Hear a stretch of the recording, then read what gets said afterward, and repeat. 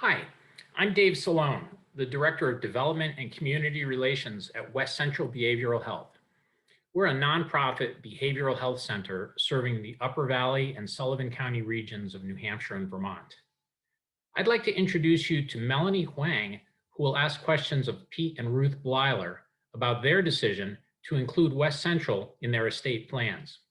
Melanie is a second-year MBA student at the Tuck School of Business at Dartmouth College in Hanover, New Hampshire, and she's also a board fellow here at West Central. Pete Bleyler chairs the board of directors at West Central, and Ruth Bleyler is a previous board chair here as well. By including West Central through a bequest in their wills, Pete and Ruth have joined the MacNamee Society, West Central's planned giving society, named in honor of Dr. Hugh and Mrs. Mimi MacNamee, two ardent supporters of West Central over many years. Dr. MacNamee was also West Central's first medical director in 1978. All charitable gifts, including planned gifts like bequests made to West Central, are crucial to help us pursue our mission of caring for people with mental illness and substance use disorders.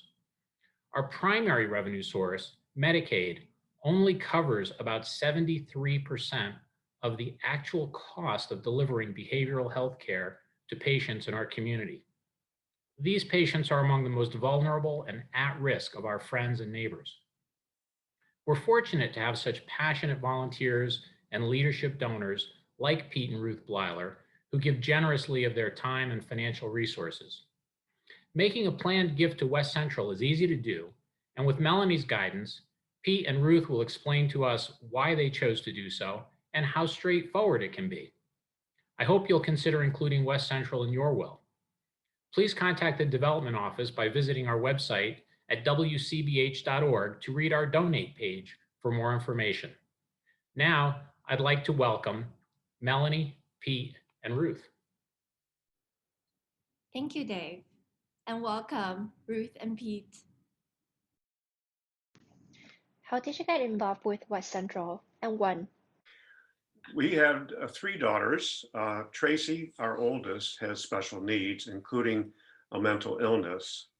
When we moved from the Washington, D.C. area to Boston, Tracy decided to stay behind. She had a part-time job. She was living in a group home, and she really didn't want to move.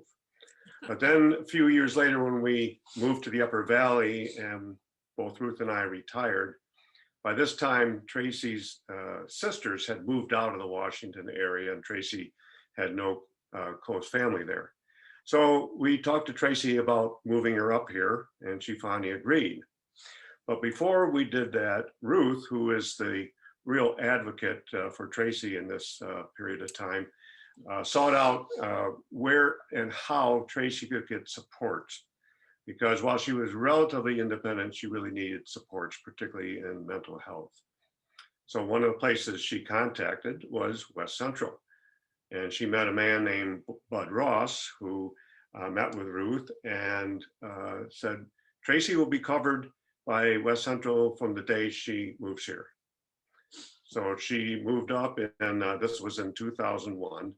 And it was really a great move for her, being up here in this more rural area, but with West Central and other supports in place, it just worked out. What interested you in prioritizing and supporting a behavioral health cause and mission like West Central's? The people that we interconnected with at West Central, as our daughter Tracy was receiving services, were very friendly, and were not trying to keep us away from their patient. And so it was really a team effort.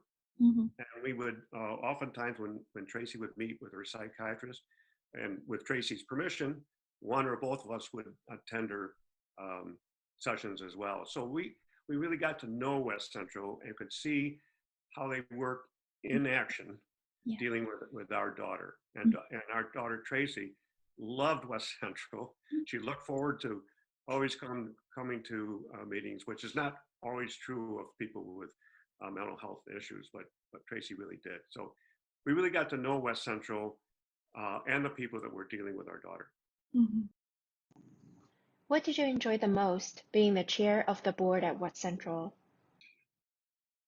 What did I enjoy most? It was really being there and getting to know actually West Central from another angle. And I was always very happy that it was it is such a professional organization and really committed to the people they serve. So very good. One of the things about Ruth's tenure was after she became chair, they had to, the organization had to recruit and hire a new president and CEO. And so Ruth was involved with the search and hiring of Sue Ellen Griffin, who served as the CEO and president for 11 years. And then after she was off the board and I came on the board and then became chair, just last year, I was involved with a search for Sue Ellen's successor, and Roger Osmond is now just completing his first year as CEO and president. What motivated you to become a member of the MacNamee Society? Well, first of all, being involved and